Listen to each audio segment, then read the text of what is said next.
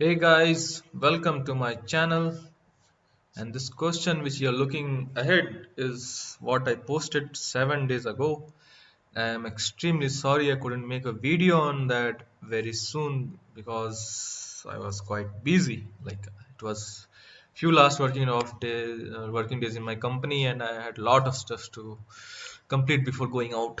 Yeah, so today I got some time and thought of making a video. So the question was why we do data standardization before fitting to non-tree based models. Okay, why non-tree based models? Because in tree based models we have so if else conditions, right? So where there we don't have any loss function in the model which we need to optimize for getting the model parameters, right? So we are not calculating any Euclidean distances like x1 minus x2 square plus y1 minus x2 square under root. So that's the Euclidean distance. We are not calculating in tree-based models. In non-tree-based models, be it logistic regression, linear regression, or k-means clustering, so all those are using Euclidean distances. So in that, data standardization is very important. Okay, why it is important? First of all, there is very quick convergence of loss function. Okay, when your values are large, so to come to the minimum will take a lot of time, right? But when your values are all in the standard range, right? Standardization is what? Bringing all your values down in the range of around zero. So like if you are doing standard scaling, it will be around somewhere in the range, mean will be zero and standard deviation will be one. So it won't be, the values will be centered around zero. So the loss function it will be very easy to minimize and very quick to minimize. Secondly, the model becomes very much explainable. So if you want to understand, compare which feature are more important for my model, then if the values are in different range, you cannot compare, right? But if the values in the same range, then you can compare based on coefficient. Suppose you have a linear regression, x, you have two features f1, f2. Now, if they are in different range and coefficients, whatever you're getting 100 or 200 for F1 100, F2 200, but you cannot tell that F2 is more important than F2 because they have different ranges. But if they are in the same range by doing standard scaling, then you can tell. And if still the feature one has coefficient 100 and F2 has feature coefficient 200, then you can tell, yeah, feature 2 is more important. So in that way, it's important to standardize. Second, third, change of results at higher value, higher range features will overshadow the impact of lower range features. Yeah, very important. So suppose if there is a feature age and there is a feature salary, so salary will range between lakhs, right? 3 lakhs to 20 lakhs. So the very lots of numbers are involved, but the age in turn is varying between 30, like for employed people, 20 to 60, right? So that the amount of the foundation of the range for those features are different, but that doesn't mean my age feature is less important. Suppose if you're trying to classify who is gonna, like, loan, from loan perspective, who is able to pay my loan, then we are gonna see those people uh, who are less aged. They are more or in the middle ages, they are more towards paying the loan, right? So if and the salary, the variation of salary is in lakhs. So when you are running any model like linear regression or classification, clustering, then in that case the range, when you are calculating the loss, right? uh, at that time the features whose loss is between thousand, the range is in lakhs, the so the loss function will see that in lakhs, whatever the range is there, it will so the variation, suppose there is a change from row 1 to row 2 in the age from 30 to 50, it's a big jump, right? But it won't be considered very much big in the loss function because in the other side of the your other feature is ranging in lakhs, so the variation in the first feature won't be significant. So that's why our results of model changes. Okay, so that's why we do standardization, so that all the features get equal say in the model building to come up with the output. Okay, let's go to some code and let me try to prove you that when we are doing scaling, then the results are similar, even if suppose there is I will do this thing. Now if you see my x, it is ranging from -1 to 19. Y is just 10 times, right? -10 to 190. Z is 9. So I've just added 1000 here. Now I convert this into a data frame. Okay.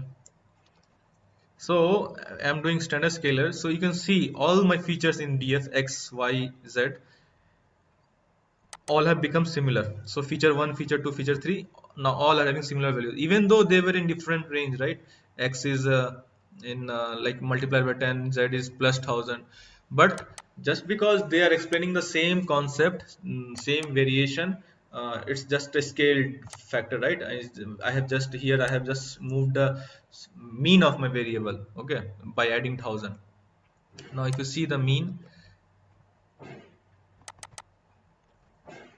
for this one it's 9, for this one it's just plus 1000, right? Plus 1009. And for this one it's into 1000. So if my same features, like I have a height in centimeter and some other variable height is in millimeter, even though they are in different ranges, if we do standard scaling they will come down to same range. So that things we are taking care. Now I will try to prove you that if we are not doing standard scaling and our same feature are in different range, then we will get different results. But when we do standardization, we are going to get the same result.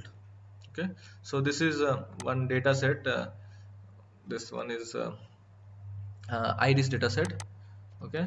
So we have sepal length, sepal width. Okay. These are all in centimeter. Now what I am doing, so I'm doing k-means clustering, storing the results in k1, right? Now I'm doing standard scaling, okay, and storing this in sk1. At last we'll compare.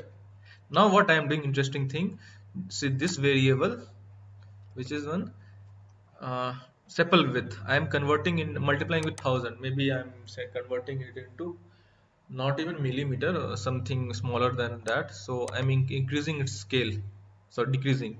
So the values will now change, right? So the values has multiplied by 1000. Now I am doing fitting the model, storing into k2, and again doing this standard scaling and storing the things. Now if you see k1 and k2, okay, so what was my k1? My k1 was normal first model, right? First output.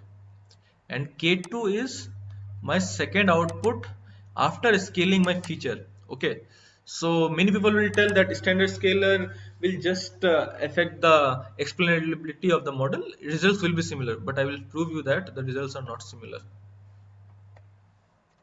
You see, they are not equal everywhere, many places false. Okay, but this thing, so sk1, what is this? After in the first data where I am not doing any scaling, the results of that data, and in the second one where I am multiplying the scaling, then I am doing the standard scalar. Here also I did standard scalar, fit transform, this one, S is my standard scalar.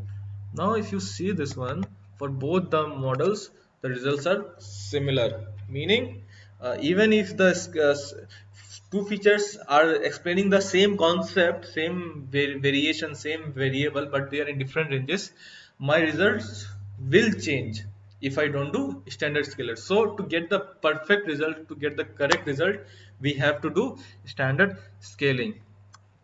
Okay, now coming to the last point, in practical scenario, in production, many times results may go dramatically wrong if the results are not in range. Suppose there is a age columns, by mistake someone put a 5 instead of 50, he is putting 500, right? Then my model, if I have not done standard scaling and based on the coefficients, my model will give very erroneous result. But if I am doing standard scaling, 500 will come down to very small number. In that case, my model output won't be affected much. Okay, even though it's outlier. And also during model building, outliers can create a problem which is taken care due to standardization. So most of the time we try to remove the outlier, but sometimes we are not able to remove or identify the outliers. And if there are some, So when we're doing standard scaling and bringing down to the small range, then they are not affecting the model so badly. Okay, so that's a very good thing about this standard scaling. So hopefully you understood this concept, you enjoyed it. Maybe and it's a very many people have lots of doubt about this. I hope I made it clear. If you have still many doubts, or if you have any comments, or if you disagree with some of my point, please put them in the comment box. I'll try to reply them. Thank you very much. Subscribe to the channel.